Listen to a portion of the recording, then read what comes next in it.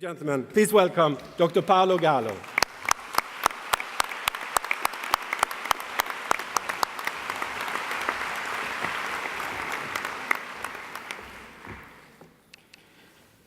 I'm so happy to be here today, guys. Let me tell you why, for many reasons. One, because I think it's a privilege and an honor to be here. You're one of the finest universities in the world. Secondly, because I feel that I'm at the center of the universe with so many talented people, and almost tempted to offer the job to all of them in 10 minutes, okay? Congratulations, really, congratulations for this amazing journey, but not only to you, but also to the people that supported you in this journey. Your families, your mom and dads, your friends, your professor, your teachers, your boyfriend, your girlfriend, your secret boyfriend, your secret girlfriend. I've been there many years ago. My wife is here, so I have to behave. I'm not joking. So all I wanted to do today is actually telling you a story. And the story contains 3 questions that have been pretty much the compass of my life. So the book that I've written is actually, you can say, it took 45 years in the making. So I was 6 years old. I have a twin sister. We were living in Milan. By now, you kind of figure it out by my accent that I'm from there. And at the time, my father was working in Brazil. So we used to see him only twice per year, in Christmas and in August. So you can imagine growing up for the first 10 years of your life without actually spending any time, quality time with your dad, except twice per year. However, there was one exception. A few weeks before we started school, my father called us and he told us, I'll come to pick you up the first day of school. So you can imagine my sister and myself, her name is Francesca, were so excited that Dad was coming to pick us up. So we woke up in the morning. It was October 1st, 1969. 87% of the room was not born yet at this time. And so we woke up, but our father was not there. We were a bit disappointed, but guess what? We went to school, we were excited, we were so happy. And then we finished school, and my father was there. So you can imagine the joy. We jumped to him, we started telling him stories about the classmate and all the rest. I remember the map of Italy on the wall. I was particularly impressed. Then we go back home. My mother prepared the usual Italian meals, about 16,000 calories each, which explains I stopped this part. And then after a while, my father said, Paolo, it's great, but I'd like to talk to you. So he took my sister first and then myself to another room. And he said, Paolo. And to me, that was a bit of a surprise because my nickname wasn't Paolo, it was Paolino. I was 5 years old. And he said, Paolo, it's great that you tell me all this story, but from tomorrow, don't tell me what you've done. Just ask yourself if you love what you're doing, if you're helping other people, and if you've learned something new. Because the rest really doesn't really matter. So that was a very important phrase that I heard in my life. And so let me go back to each of the questions. A few years later, of course, you're 5 years old, you cannot get it, but you don't really understand it. I read a phrase from Mark Twain.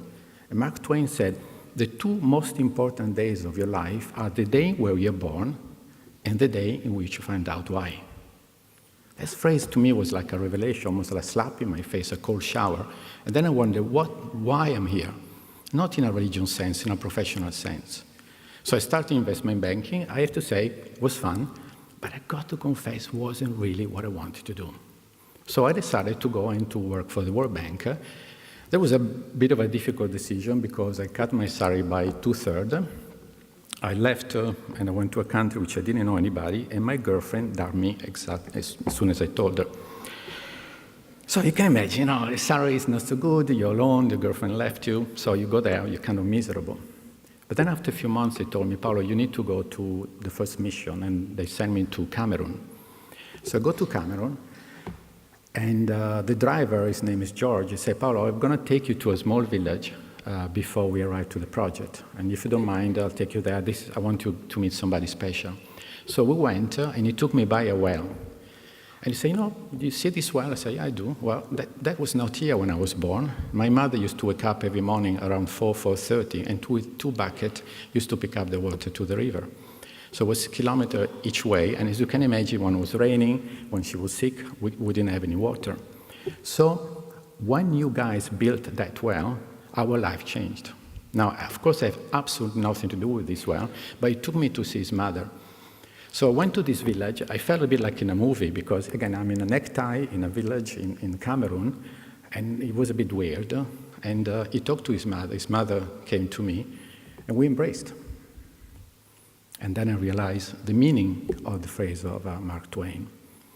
A few years later, I got another lesson in an amazing country that I immensely love, which is Guatemala. Anybody from Guatemala here?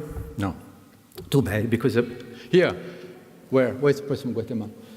I love you, because you come from one. So it's a beautiful country. So I was in this phenomenal place called Antigua, and there was a guy doing watercolors. So I wanted to buy a watercolor from him, and the price tag, I remember, was $25. So I approached him. His name is Gerardo. And I said, Gerardo, I'd love to buy your watercolor, but it isn't finished yet. Can you give me a discount? And he said, what's your name? I said, Paolo. I give it to you for $50. And I said, oh, my God, here we again. I have to negotiate. I said, no, why $50? It's not even finished. And he said, you know why? Because you're removing from me the joy that I have in doing something that I love. And that's why you have to pay me twice. So I got a fantastic lesson. So I spent tons of money at university. I think I've learned more from this guy than what I've learned from my own university. And it was a very interesting way of understanding if somebody has to pay you to stop doing what you're doing, guys, you really love what you're doing. But I've been head of human resources for many years in different organizations. So many people come, they want promotion, money. And my real question is, do you love what you're doing? Are you in love to do what you're doing? So I really believe, going back to the first question of my father, that we are purpose seekers. We shouldn't look for money. We shouldn't look for visibility. It's really, what is a purpose? How can you make sure that the second important day of your life is actually a true one? Let's go back to the second question. Are you helping others? And I don't want to give a religious sense. I really want to say, who are the most successful people? And I have to say, I'm a very lucky guy on so many fronts. But one of them is that I've been able to work with fantastic people all my life. All my life. I mean, I have to say, I felt a little bit like an imposter because I work with phenomenal people. I mean, if I were a musician, I played with Bob Dylan, the Rolling Stones, Beatles, and Bruce Springsteen. I mean, all my life. And then my question is, who are the most successful people? The most intelligent one, the one with the biggest, let's say, academic background, the people that spend 17 hours at the office? And I really believe that people that are most successful are the givers, the people that are building bridges, the people that constantly connect with cultures, with ideas, with people, the team players, the people sharing information, the givers, not the takers. If you're only a taker, you're going to be alone pretty soon. If you're a giver never stops. It's like love. And if I'm not convinced you yet, let me quote a very interesting study. It was done by the medical Harvard University. They started in 1938, and they went to 724 people, pretty much, let's say, half of the size of the room here, and they checked and controlled their life all for now 70 years. Try to understand what makes them happy. Now, think about what could make them happy. Money, fame, a big car, Google shares, what it is. And they realized that what makes them happy is a positive relationship with the people around them. But because it's a medical school, they want to go one step further to say, has this an effect on their health? And the answer is yes. These are the people that are more healthy, they live the longest, and they never go to the doctor. So here there is a scientific proof that being a giver, connecting, building bridges, not walls, what makes sense, even if some clowning politicians are claiming the opposite. So, being from Italy, I have some experience about clowning politicians, I can tell you that. So, diversity. What is this? Just an academic term, something that is cute and nice to mention? Let me tell you, it's actually who you become. There are 129 nationalities in this room. It's just a phenomenal wealth of your university. You don't even know the phenomenal gift that you received by being around people from different cultures. And this is the way I understand. Many years ago, I went to a conference given by a photographer. And this photographer showed us many pictures.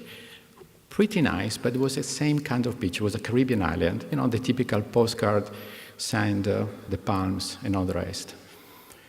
And I said, did you like this picture? I said, well, we kind of like it, a bit boring. So let me show you another set of pictures. And all of a sudden, we see a completely set of pictures, completely different, with a different light, different perspective. And I say, you know, the difference between the first set and the second. In the first set, I use only one lens. On the second set, I use 15 or 20 different lenses. And that's diversity. The capacity to see the same things from different perspectives, from different lenses, to see that there is another viewpoint that needs to be taken into consideration, that you don't own the truth yourself. I need to say I have a fantastic experience myself, because my wife, she was born in Morocco, she's Muslim, she grew up in France, my daughter was born here, I'm Italian, we live in Switzerland, we moved from the United States, and the entire life is about discussion, even if I got to admit that doing the Olympics was a bit difficult because we supported 3 different nationalities. Learning. I want to do a small experiment with you. I'm going to tell you a word, and you have to tell me the opposite of this word, okay? So if I say, let's say, rich, if I say cold, if I say dark, if I say success, failure, okay, hold your thought for a second. Who is the basketball player that missed the highest number of shots in his professional life? I tell you the number, 12,720. Michael Jordan. Who is Michael Jordan? The best player. I'm sorry, if somebody supports Kobe, I'm a Michael Jordan guy. So what Zuckerberg, Bill Gates, Richard Branson have in common? They failed so many times. So if you believe that the opposite of success is failure, please hold your thoughts, because I personally believe that actually failure is the center of success, provided that you stop, reflect, and learn. I'm not convinced you yet. Well, look at you today, now. You're here. It was a 3 to 4 years journey for all of you. I guarantee to you that 2 or 3 times in your journey to get you today, you probably thought, I can't make it. I don't want to do it. And somebody beside you or your inner voice say, yes, you can do it. And you're here today. And if I still don't believe me, there are many mom and dads around here, and they remember when you were 6 or 9 or 10 months old that you couldn't walk. You couldn't walk. You were not born able to walk, like me and by everybody else. But you stood up. Every single time you fell, you stood up. You were not, on the floor thinking, I failed, I'm going to stay on the floor for the rest of my life, correct? You stood up. So failure, it is not the opposite of success. It's actually the key component of it, and please don't forget it. So let me go now to a couple of little stories that I would love to share with you.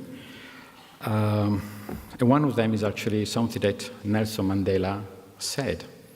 He said, I want to read it precisely, I never lose, or I win, or I learn. And this is a beautiful way of understanding that failure is actually part of success. And I guarantee to you, you will be failing many times. I failed 700 times in my life, and if I can go and explain, it would be a 7-hour speech. So I won't do that. And learning never stops. If you think that today is the arrival or finishing line, please reconsider. And I want to tell you a story of Inger Rabenport. Inger Rabenport was a person like you, a female from Germany, that in 1937 was just a few